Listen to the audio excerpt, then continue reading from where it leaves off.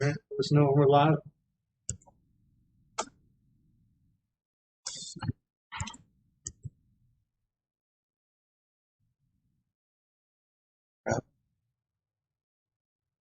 All right, so I'm going to call to order the August 16th, 2021 Caroline County Broadband Advisory Committee meeting. We have the agenda is up on the screen. I believe we're sharing that out.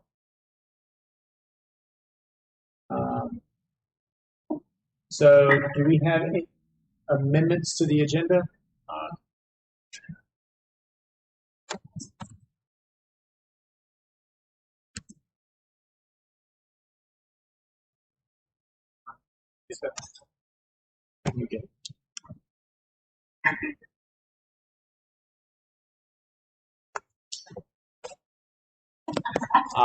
From the agenda that you were sent, there is an update on 2021 under old business.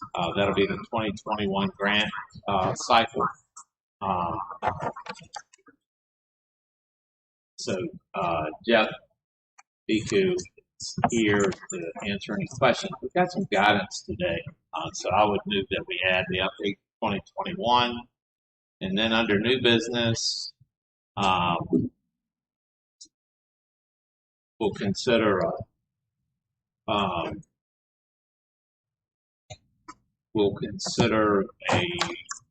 consulting agreement with Broadband Telecom.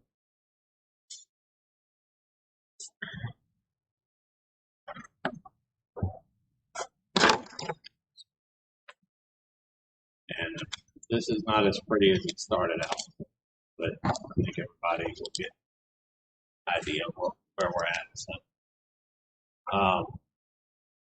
Jason Jacobus will not be with us tonight, even by Zoom. So there's a potential he might log in, but it's not 100%. It's his son's birthday, so we'll be having cake and ice cream with the family. We've already gone over the amendments to the agenda. Anything else we need to go over with that? You added here a couple things. Yep. Okay. All right. Do we have anything consent agenda? Approval of our minutes from the July 19th meeting. And everyone was sent those minutes ahead of time. Are there any additions or subtractions from those minutes?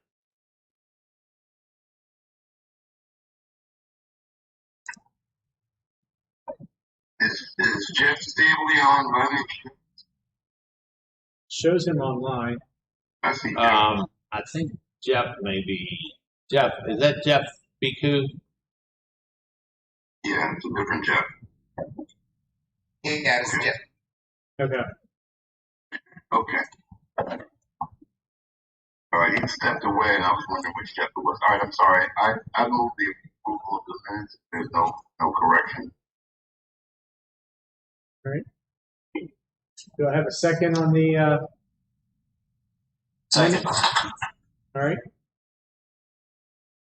All in favor of the minutes as they were sent out for the July 19th, 2021 meeting, all say aye. Aye. All opposed, same sign. All right. We'll jump down to old business. The first thing on the old business is I will give an update on the discussion of the two items that we brought to the Board of Supervisors on behalf of the Broadband Committee. We discussed those last Tuesday, August 10th. We'll first talk about the first point that was brought to the Board of Supervisors was for them to take into consideration us doing both of the projects and applying for the VATI grant for 2022. Was it 20? It would be considered the 2022 yes. VATI grant. Making sure. The VATI grant for 2022. The Board of Supervisors got the information from that. There wasn't much discussion, if at all. So all the data was there that they were expecting. So it was very well prepared, and I appreciate David Sadler and Gia and the what's the Alan for putting that together. They did a good job of that. Got all the information needed for that. That was approved without any delay. So we got a second approval for that to basically move forward with both or applying for the grant for both projects. The one caveat that came out of that afterwards was we will come back on a meeting, a work session with the Board of Supervisors on September 7th at 6 o'clock. Is that what, did you double check that? Okay, at 6 o'clock on September 7th for us to go over the final numbers. One of the things that we did not have at the time of the Board of Supervisors meeting was the final numbers from Atlantic Broadband, which was the Lower Don project or Lower Caroline County project. And then we did not have the numbers from the Comcast for the upper western portion of the county project that we have. So we need to have those numbers. We gave both of the respective telecom communications organizations a date of August 31st to get those numbers back to us. So that way we can have them ready for the September 7th meeting. After doing the first one, which is to move forward with both projects, we then talked about getting approval to have both grants written up by the consultant with the consultant agreement, and that was unanimously passed by the Board of Supervisors to go ahead and have both of those written up and passed through.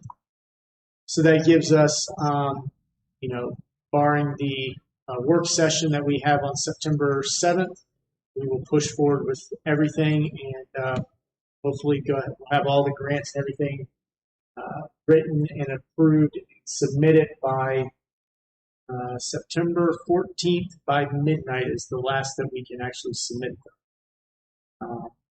Did I miss anything or anything else that we need to cover with that? I think that's a good update on what took place at the last board meeting on August 10th. Feedback. Yeah, that's just with the audio. Jason, can I add one thing? Yes, sir. Question? Yes, sir. We had the presentation at the Board of Supervisors meeting, and I'm not sure if all the public is aware of the amount of money the county would have to contribute, even though we're going through this grant process. And I'm trying to remember now, but I think it's like $2.5 million for all of these connections. Does that sound right? Give or take, I don't have the exact. I can pull that up and come up with the exact number, but 2.5 is a round number of what it would be if we, going forward, that the county would have to supply for both grants. Both grants, and with these 2.5 million or $2,517,006 or $2,517,600 is the exact amount. And that's based on the estimate.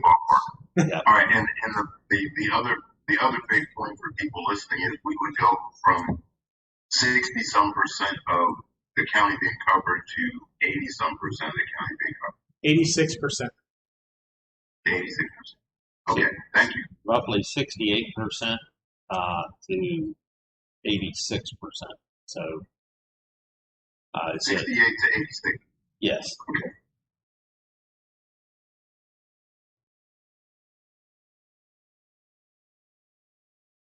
All right.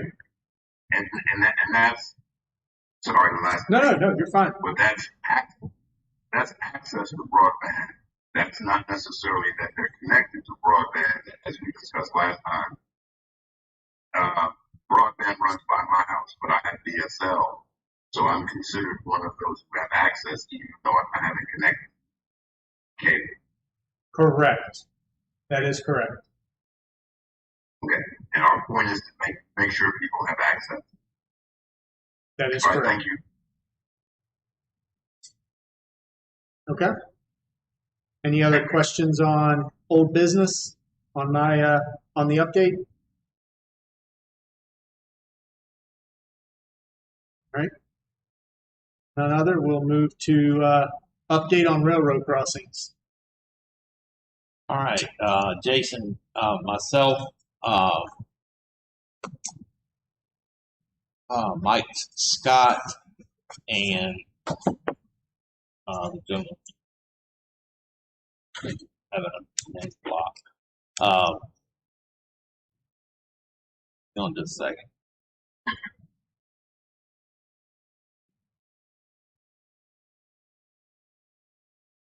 Bill Newboard. Don't know why I couldn't remember Bill's name, but Bill Newboard, and myself and Mr. Scott, we rode the 4 railroad crossings that are on in central to eastern Carolina that would interfere with us being able to use VATI grants in those areas because of the time frame that it would take a private company to get a crossing. So we looked at Panola, we looked at Page Road, we looked at Woodford, and then we also looked up at Stonewall Jackson's shrine in that area at Guinea Station Road crossing to see how that would how those would affect future VATI grants. Now, what we did was we had talked about the necessity of coming back to this committee and having this committee have the board direct action to be taken to create a pricing for those 4. However, I've talked with Mr. Schiebel, Joey Schiebel, and they've done railroad crossings before, and so he's told me what he needs, and if we can get him the information that we need, then he'll go ahead and start work on coming up with a price to do that. So what we did was we met with Atlantic Broadband today. We rode those 4 crossings, and we determined from each individual crossing which side of the railroad crossing, which side of the road we needed to be on for those railroad crossings, and about where their equipment would be. So I'm working with them. Once I get that on paper, we'll shoot it to them, let them make sure that it's what we had discussed today. We'll get those to Mr. Schiebel. We have to have an engineer to draw up the actual construction details for all of those crossings. And then once that's drawn up, we can go to our contractor and start getting some prices as far as what it would cost to get those crossings in. So it's my belief at this point that we don't need any further action by the board to get that ball rolling. However, at some point there'll be some money that will need to go before the board. So we're working to get through that as quickly as possible. Mr. Schiebel seems to think that, and Atlantic Broadband also agrees, that if we do all 4 applications at the same time, we would save on the permitting process through RF&P. So based on what we found today, I've got to do some drawings. We'll get those approved. We'll get those to the engineer, and we're moving forward. So at some point, once we start getting some numbers back, we'll let you guys know what kind of numbers we're looking at. Once I get engineering drawings back, we'll make sure you get those as well. And David, of those 4 crossings, the Panola Road one is, I guess, the end point of our current VATI grant, correct? Yes, sir. Right. It ends within, right at the railroad crossing is where that VATI grant stops. So right now the construction would come to that point. Now, in riding that with Mike Scott and Mr. Newboard today, if we go under that crossing, we would probably, they would be looking at maybe going down to about where the event venue is, the wedding venue. But then beyond that, there's a section where there's no houses. So that connection may go under there, under the railroad tracks, and go down to about that wedding venue and stop at that point now. But yet, that would then give them that point to connect to should there be any building or development beyond that point between that and 301. And then depending on where that development would take place, they could either come off 301 or extend that line beyond the venue. So that would be helpful to get those houses. That way we're not paying to build fiber for about, the mile and a half stretch there at the beginning where there's no development or no houses. So that would be our priority because once the 2021 VATI project is complete, we'd be able to connect to that, and that would put another entry point for Atlantic Broadband in the north section of our new project area that we looked at. So, but that being said, we're looking at doing all four at the same time. We've started work today on that as well.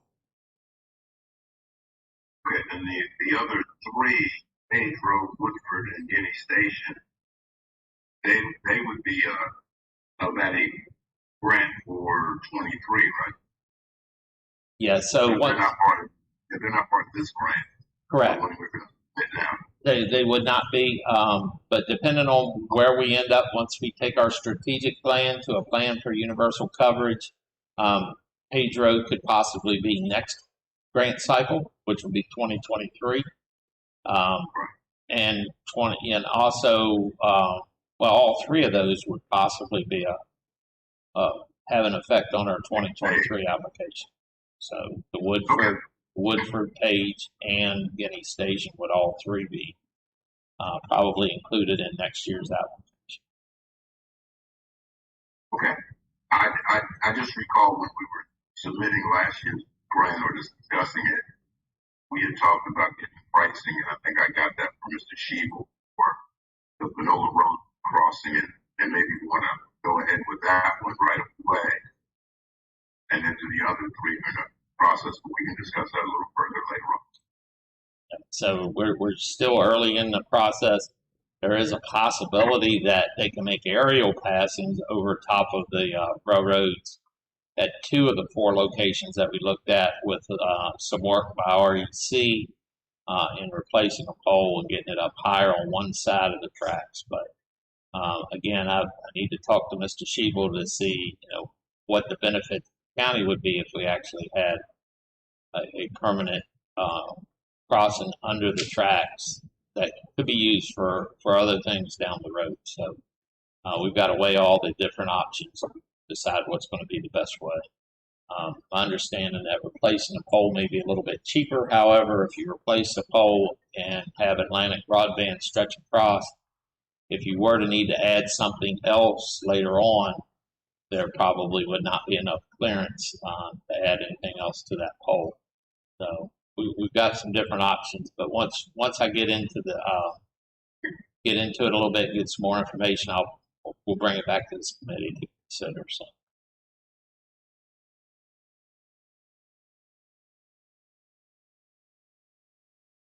Thank you. Does anybody else have any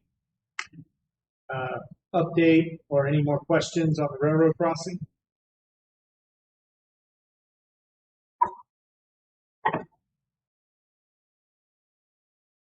Right. We want to now take a look at the next one, which is updating our strategic plan to a plan for universal coverage.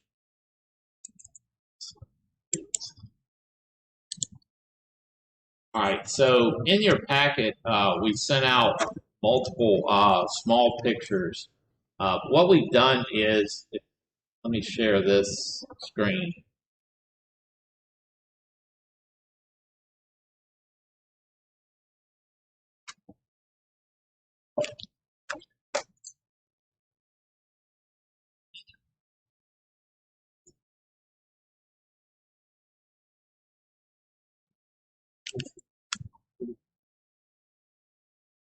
All right, so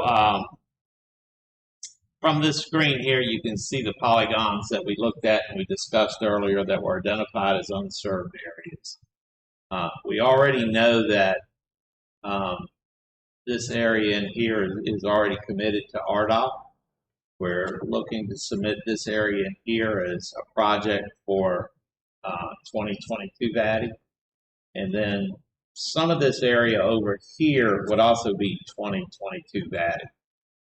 There are a couple of sections, Oxford Road down on this end and Landor Bridge Road up in here that are not included in the packet that we've been working with to try to submit.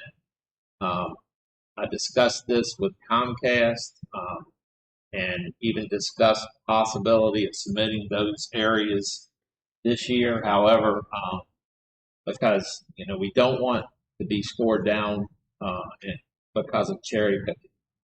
Those two roads are less densely populated than the rest of the project area, but we intend to do that entire road. So for that reason, I've created some smaller polygons from these unserved polygons that what we need to do based on our strategic plan of using existing cable providers whenever possible, come up with an order in which we want to try to get those polygons to achieve universal coverage. So basically, just in summary, this entire area here, 2022 VATI, the Dawn area. This area up here is RDOF. It's already taken care of. A lot of this area up here on 17, up to about right here, is taken care of in 2021 VATI. And then there are some addresses in some of the polygon in this area that's being addressed in 2021 VATI involved. So give me just a second here, and I will see if I can get these smaller polygons that I sent out ahead of time shared. So give me just a second.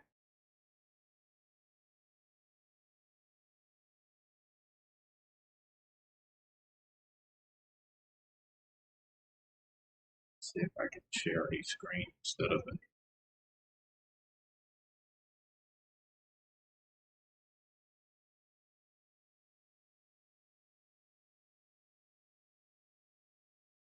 Sure.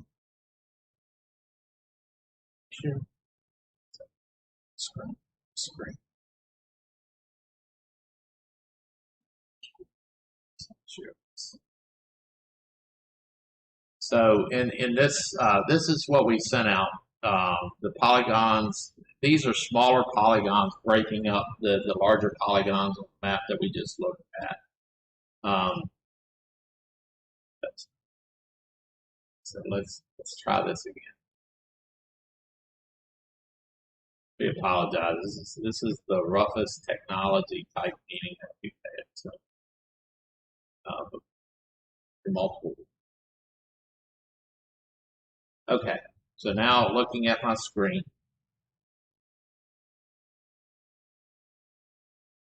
This is a polygon 2A, which includes some areas out in western in Beaver Dam, actually. A lot of these are Beaver Dam email addresses, but if you look, the outline of this polygon through here is the Spotsylvania or Hanover County line. The current project that we're looking at in 2021 are all these lighter lots that would cover majority of that district, but leaves this area over here unserved. And we broke this up being 2A. I assigned numbers just so we have something to refer to the areas. This is what I would consider the second year of a 3-year plan to attain universal coverage. This area here identified as 2A because these are areas that were left out of the 2022 areas. So therefore, we have to be able to account for them in the application. Jeff will do his wordsmith and hopefully convey that even though those areas were not covered this year, they would be covered in the following year's application. So if we cover area 2A,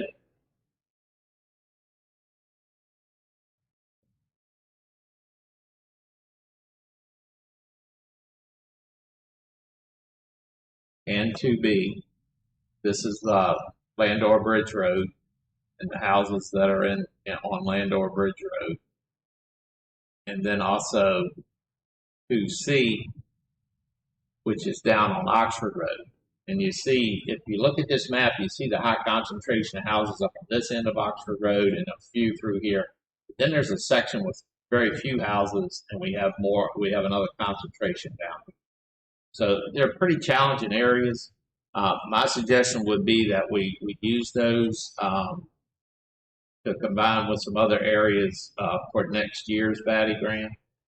That way we can convey to the state in this year's application that we have a plan to cover those uncovered areas next year. That's assuming and hoping that Comcast is able to get back with numbers that are, favorable to do the project. Before you get off of 2C, go back into 2C real quick. I have a question. Just north of the 2C, there's a concentration of houses right next to the route sign there on the screen. Is that already covered, or is that still unserved? This is one of the areas that if I overlay and I bring up the Comcast estimated footprint, those are actually covered by Comcast. Okay. So the polygons that were produced appear to have some errors, but as far as we can tell, these houses are already being served. Now, is that Oxford Road there? Oxford is right here and goes off Route 1 and comes around this way. So this is Oxford Road. Everything inside that design that I drew is the Oxford Road area.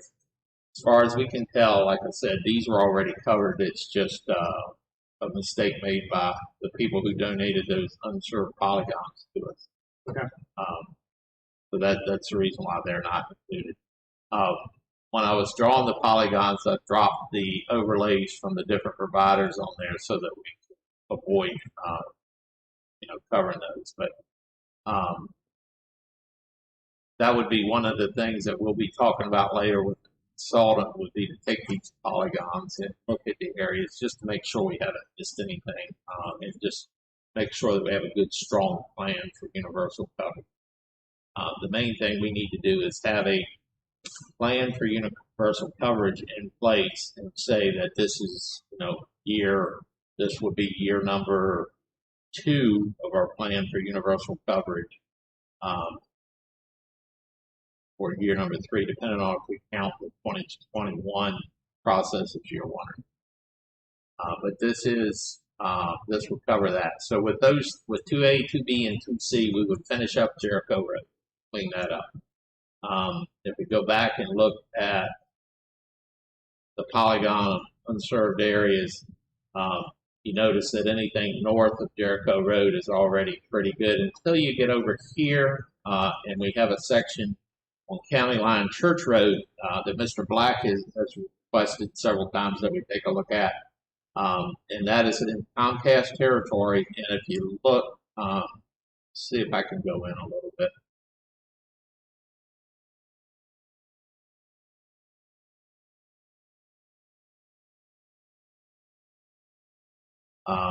If we put the unserved location overlay over that, you notice that is a really highly concentrated area right there that has no cover.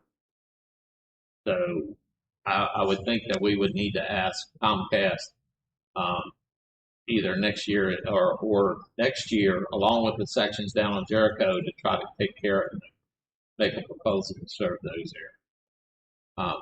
If they're successful on that, that would pretty much clean up everything west of Route 1. And then we would also have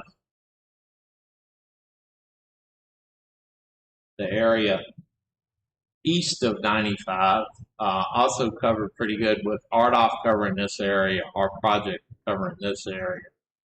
So then we start looking to the north.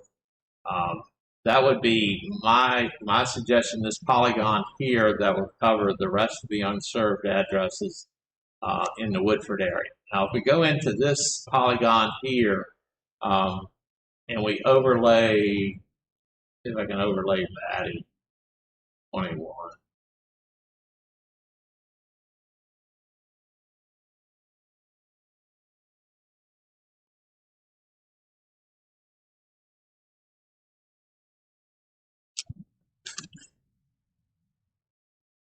Guess not. But if we overlay 2021 VATI, a lot of these addresses right through here, there's a loop. This would be 639 Balti Road. So there's a lot of unserved address locations in here that would need to be removed from this map for us not that, we don't have to consider how we're going to get them covered because they're already planned. So what I've done is I've submitted the smaller polygons that we were taking a look at. The 2A, 2B, 2C, 2D. Let's go ahead and look at 2D. That would be the next area, County Line Church Road. Notice the concentration, there's a lot of houses in there. So that polygon would clean up basically from Route 1 all the way over to the Spotsylvania County line. And this is the county line. Now I've submitted these smaller polygons to GIS so that they can come back with some actual numbers of how many houses fall within that.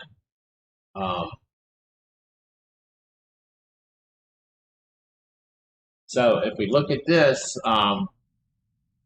so if, for example, next year we were able to go 2A, 2B, 2C, and 2D with Comcast, and then also talk to ABB about 2E.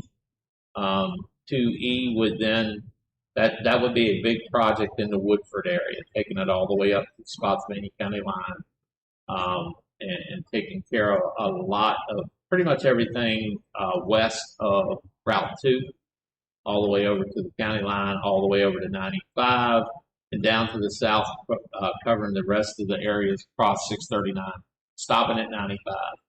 And again, if we look at the Comcast footprint, Comcast never goes over or under 95. They go to 95, and only in one place do they cross 95, and that's down at Church. So we have to figure out something for that. And that would be my suggestion. So my suggestion would be 2A, 2B, 2C, 2D, and 2E, that we look at the number of houses, the mileage, and try to start working on the cost. But those projects would be our next year's project. And I created a 2G, which is a duplicate of 2E. And then the last year would be 2F. So if we look at this area, this is around the northern part of Caroline County, Route 17 down, and it goes all the way down to pretty much where our 2021 VATI project ends, up here on 17. So this would cover that northern section of Caroline County. This would be the following year, so that would be not next year, but the following year. And then along with this, on this year, and just keep in mind that even though the number of houses drop off quite a bit, for example, in this area, the number of miles of construction is going to be up pretty high. So there's going to be some cost involved in this project. And it could end up being that in order to make this project qualify for VATI, we may have to adjust the contribution per passing, since there's going to be a limited number of passings. But my suggestion would be 2A, 2B, 2C, 2D, and 2E next year, then 2F, and then by then we'll have a good idea of any other smaller areas that we need to clean those up the third year. So 3 years we could actually attain universal coverage. So that would be my suggestion, is that's what we look at for the plan. Anybody have anything that they would like to ask or contribute?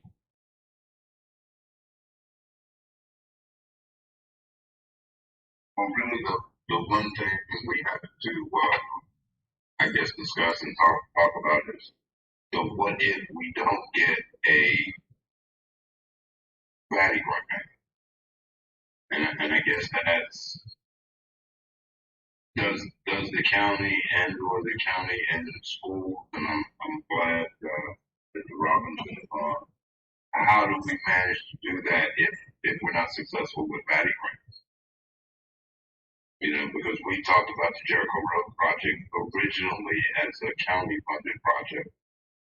So yeah, that's just another thing to think about. Go ahead, I'm sorry. Yeah, I think once we get total miles and total number cost of the project back, we will have a little more idea. But I think it's going to be kind of mind-boggling if you look at the total cost of the projects that were proposed in Batty this time. Without funding, it would be extremely difficult to be able to do those projects. So we remain hopeful. Mr. Thomas, you're the one that reminded me to never say if, but when we get the Batty grant, we're able to move forward.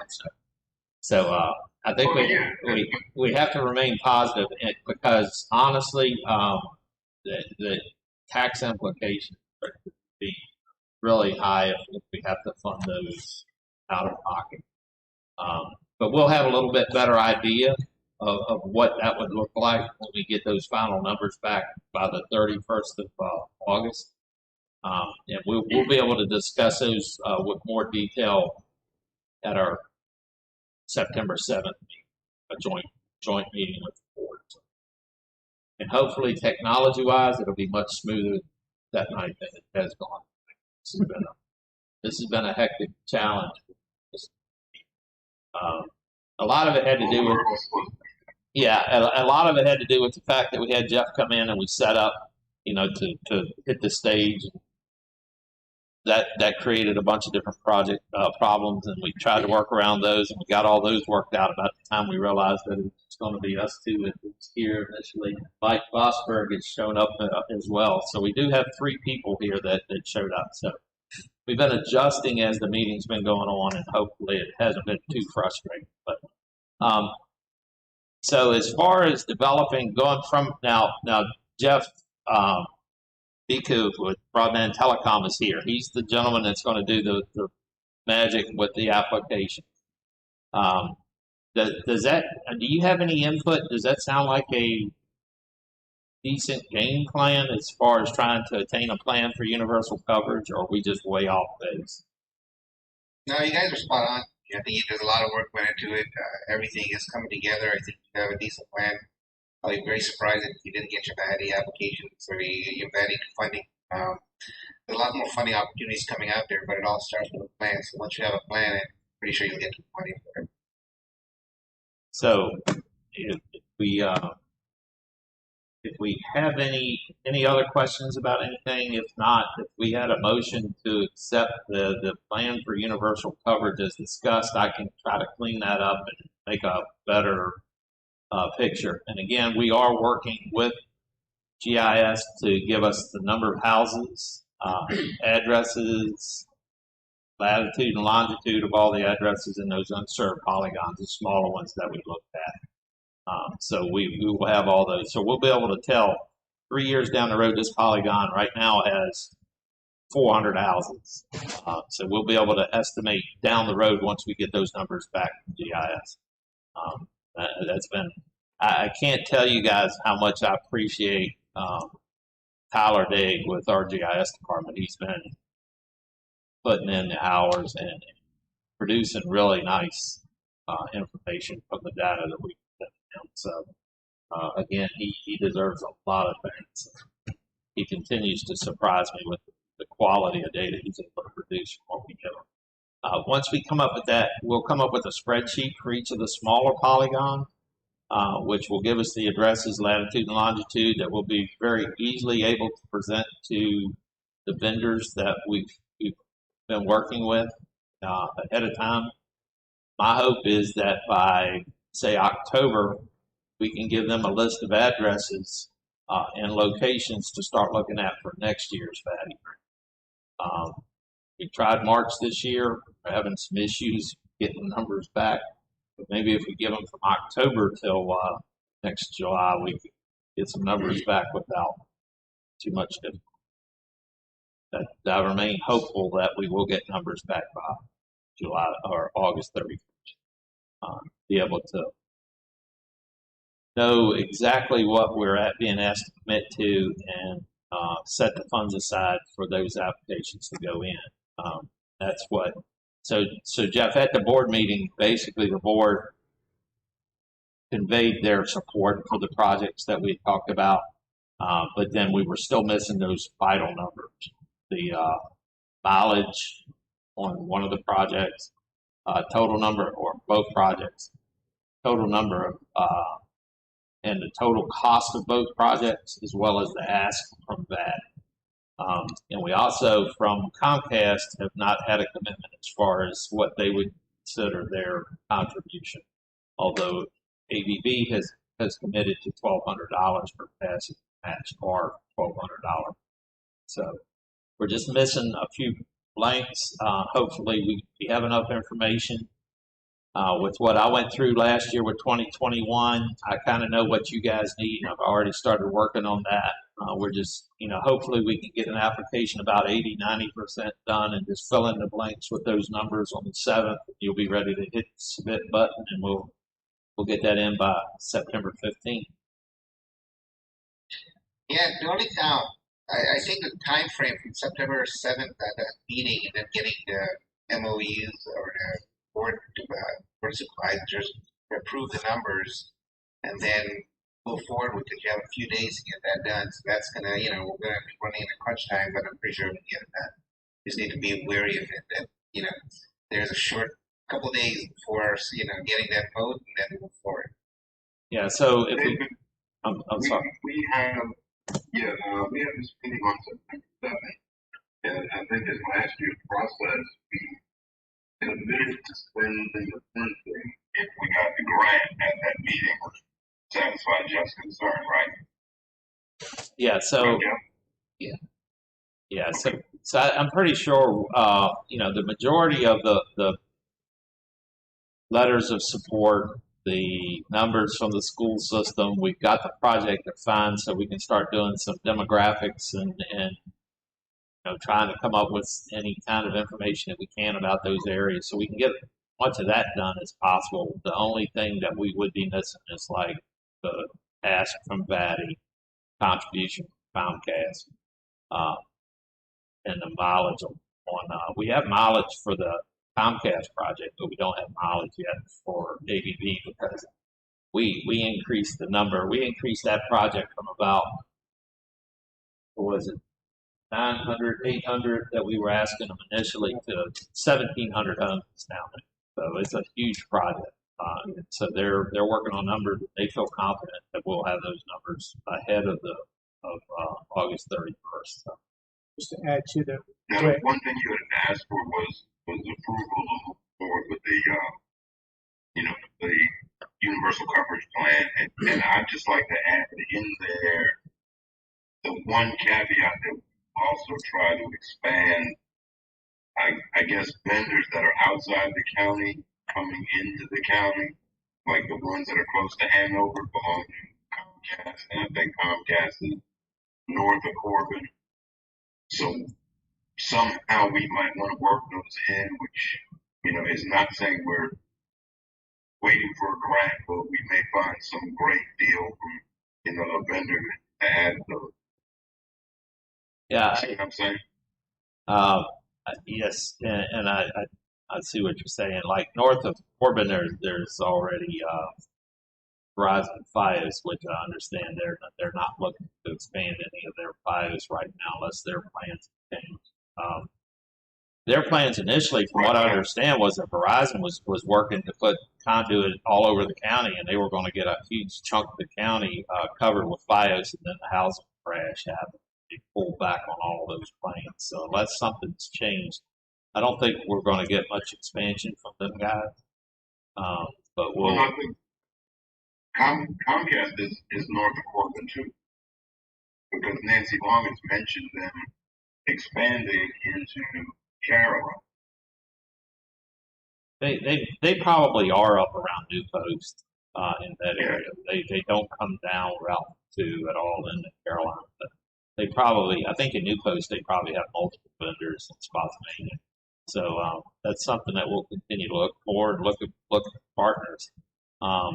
The main thing that we need to convey though is that our strategic plan, we're leaning towards expanding fiber, coax, hybrid installation to as much of the county as we can. And if we can get 100% coverage on that, then let's not even, worry about trying to rely on satellite coverage. That's still up in the air. a fixed wireless fiber. The company that's looking to do a lot of that for Hanover County, their system, they'll tell you from the very beginning that the limit on that is 100 up, 100 down, and that's their hard limit. They don't expect to be able to increase that, which I find kind of interesting, Jeff, because in some of the data that we received today, they talk about being able to increase above the initial speeds, that they're going to favor projects that have scalability. And if that's the case, then ABV is looking at a system that is gig fiber capable now, but the equipment will carry up to 10 gig. So that would have to be worth a few points in the application.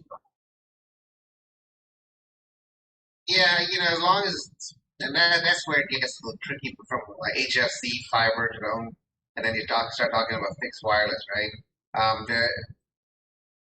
The requirements now are, they're looking for that 100 megabit synchronous, or they're looking for, 100 megabits at home and scalability. And, a lot of times, even your coax systems are still not going to be limited to what they can offer, when it comes to that. So, but the points are, if your system can accommodate the 100 megabits and then scale to that, then that's a lot of points over there. They'll accept the 25/3, but they'd rather have the 100 megabits at home. All right. So I did have one question I wanted to ask, or 2 points, and keep me honest here. In the Board of Supervisors meeting that we had, and I wanted to make sure that we were right on these numbers, when we're done with the September 7th meeting, when we close that meeting at, let's say, 7 o'clock, 8 o'clock, we should know the county is going to set aside this amount of money. We don't have to go back and do any more votes. Everything will be handled inside of that. So we should be able to call Jeff that night, or leave a voicemail or send an email on September 7th saying yay or nay, and push all of that forward, correct? What the county did last cycle was we made the commitment to fund whatever we needed to fund from the Batty grant based on our application. That didn't, as far as all the accounting terms that go along, it didn't mean we had to pull out X $700,000 or $800,000 out of the budget in a separate account. It basically meant when that bill came, we were going to pay. Right. So it's I think what they refer to as a moral obligation. When it came, we were going to pay it. And I think in this same venue, if it comes out to be $2.5 million and change, we will make the commitment to pay that. We may look at ways of A, financing that, B, using COVID money or some of the general fund, and a different number of ways to get that final number. Right. But we would make a commitment to fund that project. Now, Jeff, at what point, there is a point in the application, and it may be after application submission and before contract signing, that money has to be in a dedicated account that can't be used for anything else. So like that $700,000 roughly for 2021 is now in its own budget code setting there. It can't be used for anything else except for that. So there is a point at some point where you actually have to have the money in the bank to be ready to set that. That was after the award. I mean, once it was awarded, then we had to move money over, and luckily for the county, we used COVID money at that time. Yeah. So that's where we're at. The only other question I did have is so we labeled out the 2A, 2B, all the way down through F. Is it for our, let's say, when we get the Batty grant for 2022? See, there you go. I got you on this one.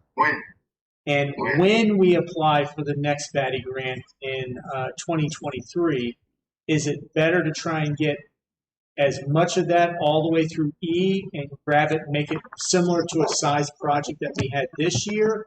Or is it better to hold back one of those polygons to mesh with year 3 in order to get a bigger number for year 3, or is it better just to do it all at one, A through E at one time? Does that make sense? The only thing I would say is, and we'll know more once we get number of houses in each of those polygons. Because again, like I cautioned everybody, year number 3 may not be as many number of houses, but the mileage could be higher, and so therefore year 3 may end up being more expensive per household than the other years. So Okay. once we get those final numbers back, we can look at it. But I would definitely recommend. Jeff, I'm getting kind of the vibe that the money may be a little front end heavy, so we probably want to try to stay front end heavy with our submissions, or are you feeling something else from what you're getting? No, I feel the same way. I think it is getting front end heavy, so I definitely think that we need to go after it. Okay. Thank So- you. Sorry, I just wanted to figure out whether it's better to hold, whether we were going to have it all at one time or not. So, okay. It would be nice if Now, we David, go ahead. you had mentioned one thing about the GIS in schools. Are we going to be able to go through and collect the number of students that would be connected on this? And I think the GIS system has some sort of income value or housing value, so we can click the number of low to moderate income folks we are. We should be big as far as closing the digital divide. Jeff, you guys over there did a really good job of identifying some of the Fort Royal project as being in an opportunity zone. Is that something that that's something that we would definitely look at this year? Hopefully, those guys can work their magic and find some opportunity zone housing or low to moderate. Yeah, we can break all that down. I've already contacted Caroline County Public Schools, Mr. Childs, Director of Transportation, given him the addresses of every house so that he can cross that over with student registration. So hopefully we'll be able to come up with a very accurate number of school students that are located in 2022 project area, just like we did last time. So hopefully that's where I guess doing this thing all over again, it gets a little bit easier each time, because that was some of the stuff that we didn't know until right about this time. And it's a good thing that we know that now, Jeff, because I'm very nervous because we've got, you guys have got a very, very short period of time. So know that I'm working to get that data as quickly as I can and get it back to you. And hopefully we'll be able to do a good application that's well prepared. Every grant is always down to the wire, so there's nothing new. So we'll get it done. Yeah, it's like a bid submission. It's still at 5 o'clock at 4:59. You're still dotting the I's. Yeah, we're used to That it. is there. Mr. Chairman, I would ask, does anybody have a motion to accept those areas that we discussed and do a plan for universal coverage? Does anybody want to make a motion for that? I was going to make it, but I'll give somebody else a chance. And if not, then I'll make the motion that we move ahead. Do I hear a second? Second. Is that you, Joseph? That was Mr. Yeah. Robinson. Okay. All right. All in favor, say aye. Aye. Mike Vosberg is present here. He also voted aye, in case you guys need for that. So All opposed, same sign. All right. Here we go. We'll move forward with that for next year. Forward with that. All right. So we added a couple things to the agenda that I don't. My other screen.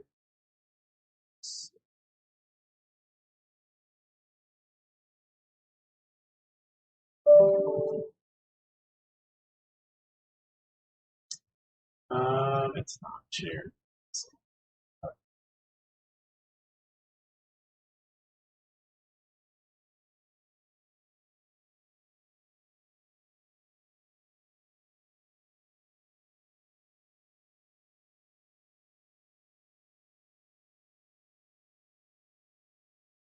All right, so that takes us over C, old business C. Let's move down to update on 2021.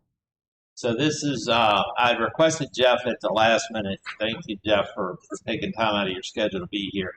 We received some additional guidance today late that I wasn't even able to get out to you guys on the 20, I guess, no, that would be 2022, not 2021. That's the application we're working on now. That guidance talks about the $700 million. Part of that money is VATI, and part of it is American Rescue Act funds. And so, Jeff, if you had a chance to look that stuff over and see if that's going to affect any of our plans, or what do we need to do to try to get our project American Rescue Act qualified so that we go into the larger pot of money. Does that guidance that came down earlier today, does that have any effect on anything that we're doing so far? No, I think we're good so far. You got to remember that any money that comes out is still going to have to be managed by DHCD, regardless of what the money is for. So I think we're good for now, and they still have to come out with final guidelines for for the funding that's coming out. So, but everything that came out today, I think we're still good. We should be on track. Now, I did have one question, and I sent an email off to DHCD right before they closed just to verify. If you submit a project and it ends up going into American Rescue Act fund, the larger pot, the 650 of the $700 million. Then is it okay at that point, because earlier the guidance that we had for the 2022 submission talked a lot about the eligibility to use local Rescue Act funds as the contribution. What happens if you get dumped into the larger pot of the $650 million that's paid for by American Rescue Act?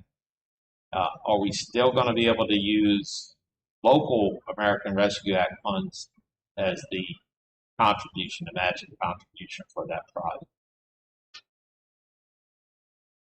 You're asking the question that I think everybody's asking since these things came out. I think all that still has to be clarified. I will say, when the initial funds came out, those funds came out. They were very open-ended of what you could use the money for, but there was absolutely no matching funds. There were projects put out there. A lot of counties put out 5 projects, even though they had a short time.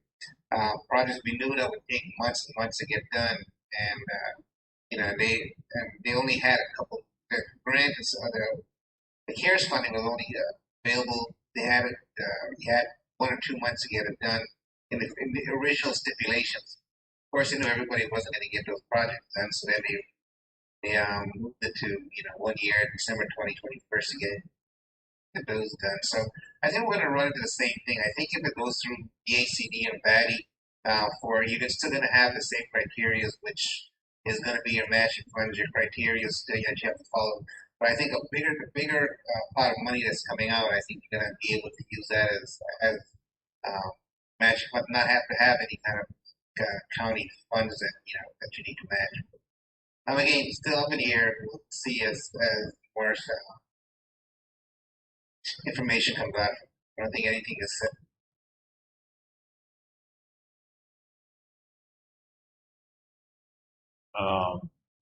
Okay.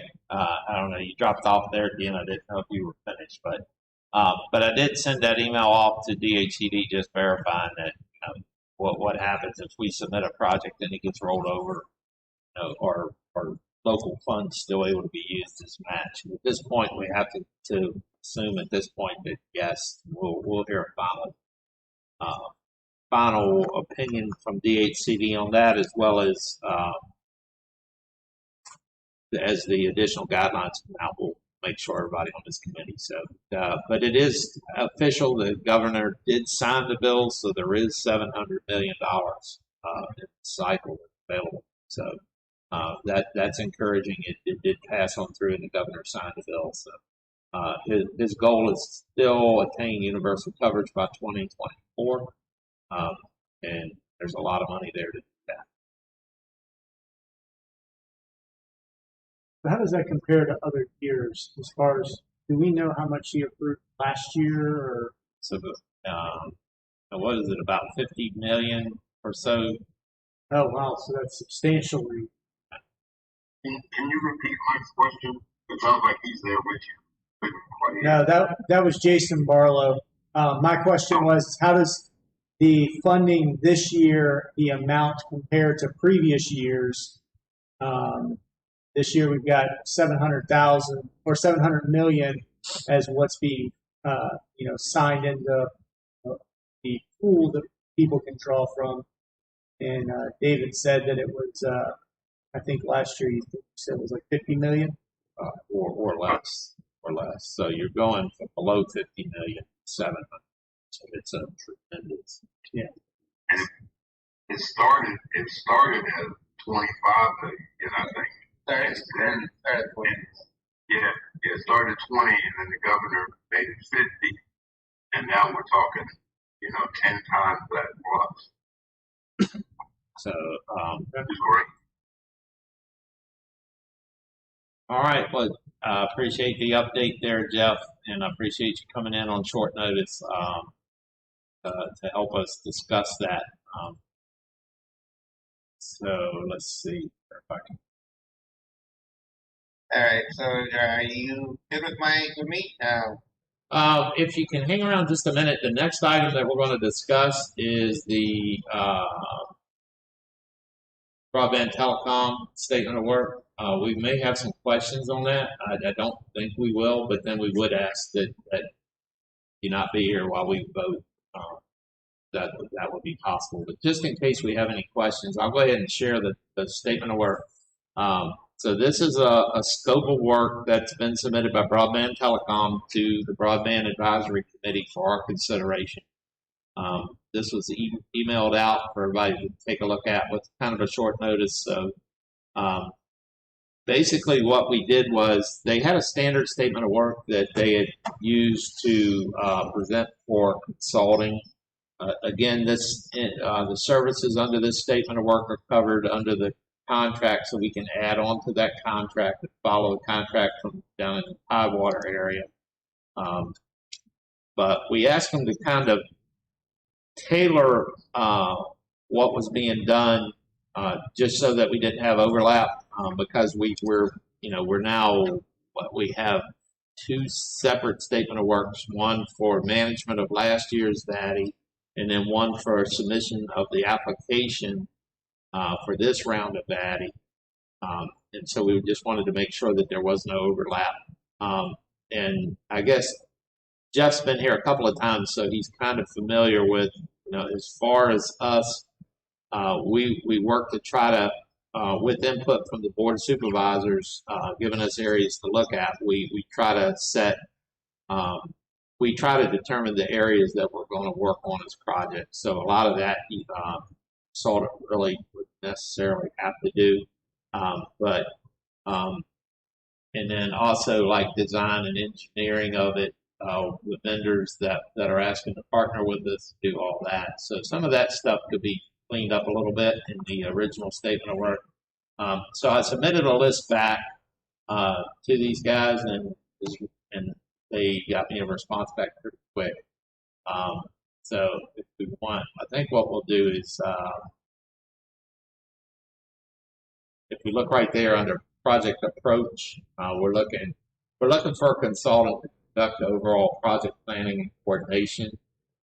Work closely with the IT director, whoever that guy is, to assist with any broadband related objectives. So I would work closely with Broadband Telecom to help see where they can help us out with any other objectives that we have. Manage and design the network related assets, grant applications into a database. So that's taking the design and putting it into a format that can be used to submit the application. Track and monitor the project status. Provide status updates and conduct stakeholder meetings. A lot of the VATI project we're going to see as we get further into 2021 involves public education aspects where we have to have some, we have to work to advertise the projects and keep the public informed, as well as maybe even offering some like internet safety type classes. So that's where these guys would help us decide what needs to be done to make everybody happy with that. So the primary focus on the scope of work that they've submitted is work to identify additional sources of funding for projects planned, as well as upcoming projects identified in the Universal Coverage Plan. So while the board has kind of committed using American Rescue Act fund as our commitment, if necessary, if our consultant is able to identify, and this is where the stuff is changing so fast. Every day we're seeing new pots of funds come down from different agencies, and we need somebody to be able to keep their ear to the rail and identify those pots. Because if we can identify other pots of funding to cover our contribution or our match to the contribution to the application, then that would free up those American Rescue Act funds to be used for other infrastructure projects. So that is our goal. Is to, if there's other money out there that can be used, let's find it. If not, we'll fall back on the American Rescue Act. Work to review and finalize the Universal Coverage Plan. So basically, we'll be able to give him a rough Universal Coverage Plan tonight, and I think we will be able to say without reservation in our application that we have a Universal Coverage Plan that's using a tiered approach. We can't do the whole county in one cycle, but we do plan to get to it fairly quick. Work to ensure that unserved and underserved areas are accurate for use in future planning. So there are some cleanup to those project polygons. Like we said, there's some areas showing unserved locations that are actually not currently served, but they already have funding. The projects are already being worked on. So clean up a lot of that and get us a good, accurate idea of what the final number looks like. If we subtract the projects in the Balti area and then some of the other areas that's already served that have been identified in those polygons as unserved, may find that we're even a little bit better off than we are. The locations and all that we're using, Jeff, we're using a recent addition of some 911 mapping software and GIS that should be very accurate as far as house locations. So more so than the last round of applications where a lot of the stuff had to be done manually. What we've been able to do is just create those polygons and have the software identify the 911 addresses within that polygon. So I think that's going to make that much easier for us to get the data, as well as make sure that it's accurate. Then we would ask that they look to enter into an NDA with REC so that they're able to consult and work in establishing a relationship between partners, ABB and REC, and then also maybe work with them to identify areas that the Universal Coverage Plan would use that partnership, possibly in year 3. Serve as the grant manager for VATI 2022. I see a mistake there. It says if successful, it should say when successful. I know, I saw that, but I was like, eh. But we won't hold them to that. Work to develop public training as required by the VATI grant. That, again, know that we've got some public training that we have to do, that we've already committed to do for 2021. So that is an essential part of the application, and it is an item that will be kind of audited by DHCD after the grant, if I'm not mistaken on that. Work to develop a plan to use REC fiber utility network to interconnect county facilities. So that portion of the consultant kind of goes outside of the broadband part exactly, but using that fiber utility network to interconnect county facilities, just looking at our diverse campus of buildings that we have to serve, seeing if and where REC can help us interconnect those facilities would be a help. So go down through here. The rest of it is, a lot of this is pretty much standard language. But if we go back up here,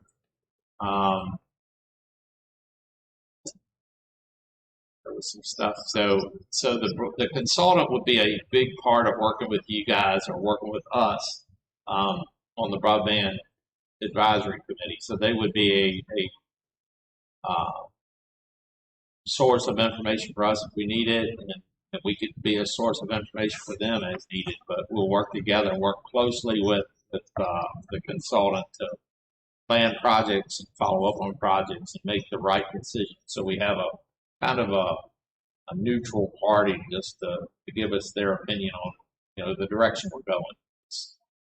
At this committee, we're working hard to try to make the most sound decisions, but it's always good to have an outside source to say, hey, maybe you want to do it this way. So that would be our suggestion. The statement of work, if we go on down,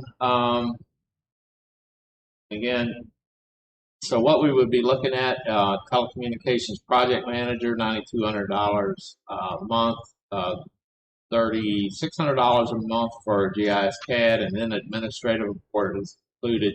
We'd be looking at a cost of $12,800 per month. Contract runs 6 months and can be renewed for an additional 6 months, at a time after that, should both parties. I think that's about it. Anything that I missed, Jeff, that you would want to cover? No, I think you guys pretty much covered that. Yeah, and this I just want to mention that this contract is a cooperative agreement that we have with Virginia Beach, so it is legal and it is accepted by the attorneys already reviewed it. So it is this passed muster with the county as far as procurement goes. Yeah, and we've already checked with our attorney, and he says the language in there is sufficient, and that so we don't have an issue with procurement. Not the total cost, $12,800. Yeah. Hey, you said the total cost is $12,800. Yeah, I'm just checking to see if you have an heart attack. I am. Okay. So if we don't have any other questions, Jeff, thanks for coming in tonight at such a short notice, and we'll carry on. Our plan is to consider this, and so it's ready to be presented at the September 7th joint meeting for consideration by the board. Of course, we can't approve it. All we can do is recommend that the board approve it. So. Totally understand. Well, thank you all for having me. It was a pleasure. Got a lot of work ahead of us, so let's get this batting in. Talk to you guys later. Thank you, Jeff. Thank you, sir. Thank you, Jeff. Thank you, sir.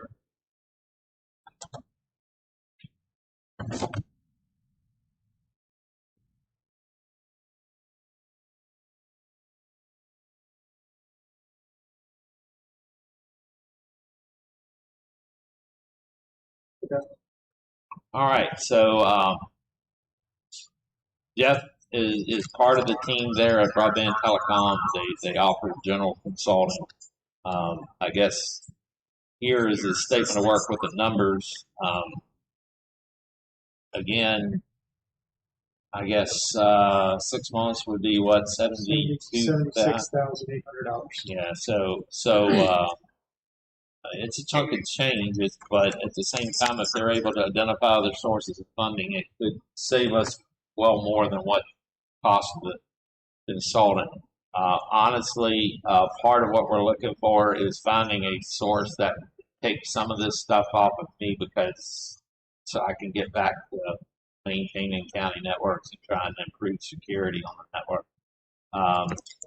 So that's kind of what we're looking at. All I can say is that, my interaction with these guys from day one, which has been over a year and a half, going on 2 years now, they've been extremely professional, and they do good work. That's the numbers that we're looking at. So choose to go that direction.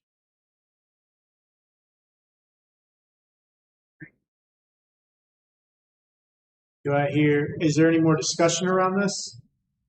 Any more questions? Now the contract itself, and I've done this before in a former life, these are the same rates that they're giving Virginia Beach, or are these the same fixed prices that they're giving Virginia Beach? Do we know? The contract that Virginia Beach actually had a lot more lines in it than this, so we whittled down a lot of the areas that were included in that. But the cost of each line, I believe, is the same as Virginia Beach. It just has less different tasks that we're asking them to do. So for a project manager, they charge $9,200 a month, and that's not the hourly charge. That's like a fixed price charge. Correct. That's a monthly retainer. Now the project manager role, and we would need to confirm this, but if they took over project management of the 2021, then that means I could roll out of that as well. But we would need to, get a confirmation from that.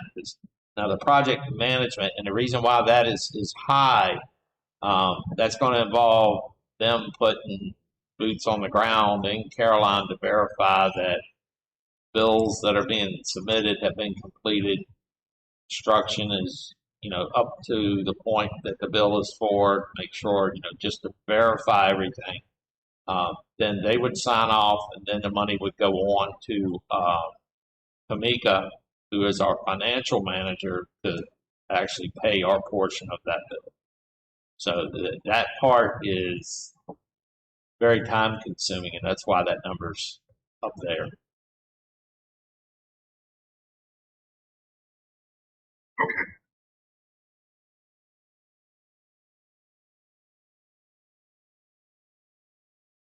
It's interesting. So you need a motion to recommend this to the Board of Supervisors for approval? Yeah, it's interesting if you read number one, the above pricing is based on the cooperative procurement contract, whatever, with the city of Virginia Beach labor rates. So it's interesting. Okay. So. Yeah, the VAPO is their best and final offer. Yeah. So. Do we have a motion to take this to the Board of Supervisors on the September 7th working session that we have?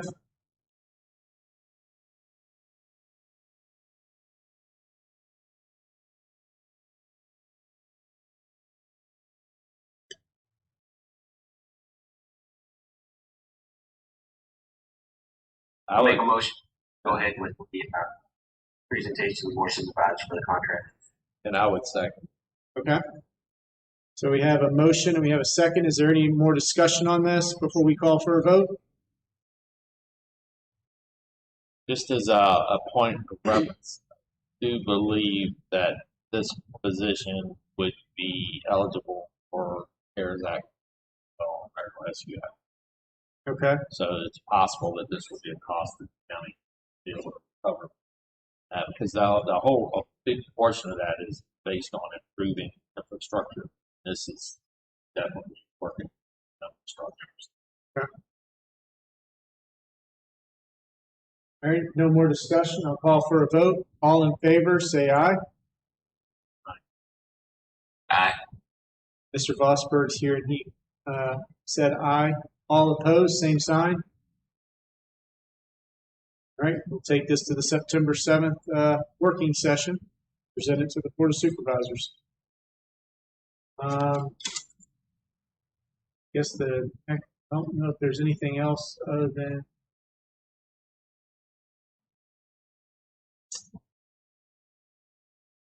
basically the next meeting date and format. Based on the participation, Mike, should we try an in-person or should we just go ahead right now? Jason, just my opinion, with the numbers hovering or looking like they may actually get worse here shortly. We just plan from this point that we will go back to Zoom meetings until we see some improvement. I think just for everyone's safety, and you guys have been troopers through all this stuff. I mean, we've been doing it by Zoom, but you've been here just, every meeting. And I think for everybody's safety, I think probably we should look at just going back to Zoom. That'll work. Would be my opinion. Anybody? So that would, our next meeting, just so everybody knows, would be what, the third Monday in September, So we'd be looking at, which is really weird to say that at this point. we'd be looking at the 20th. So that by the time we have a next regular meeting, now, of course, tonight we will recess until September 7th, but we're talking about the 20th. September the 20th would be the next regular meeting. And that would be by Zoom. So we'll pass that out. We can discuss it, change it if we have to, because we will get together on September the 7th. So the next meeting, we will recess the night until the 7th. Or will that be in person? Mr. Thomas, I think it's going to be probably in person with the option of Zoom if you choose to do so. But Mr. Thomas can probably answer that better than I could. Yeah, the seventh meeting is planned to be in person. The Board of Supervisors is part of the meeting. So, because we had discussed several other things to add to the agenda aside from the Broadband Committee. So we can plan to be in person. I imagine we'll be in the EOC and probably spread out in there as much as possible. Yeah. And I guess that would also be streamed. So we will have Zoom available, but preferably we could have at least a few of us there at that meeting and have others available. So Yes. Yeah. So we'll just plan on September 20th, 7 o'clock, Zoom meeting for the normal Broadband Committee meeting. We don't necessarily need to take a vote on that.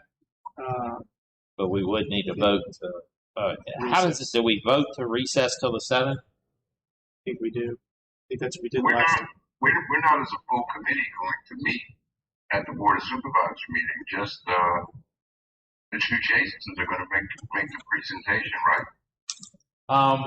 I would hope that we would have, as much as possible there, but Okay. If that's the case, we're going to if we're going to invite all of the committee members to come to the September Board of Supervisors meeting, we would have to recess to that meeting.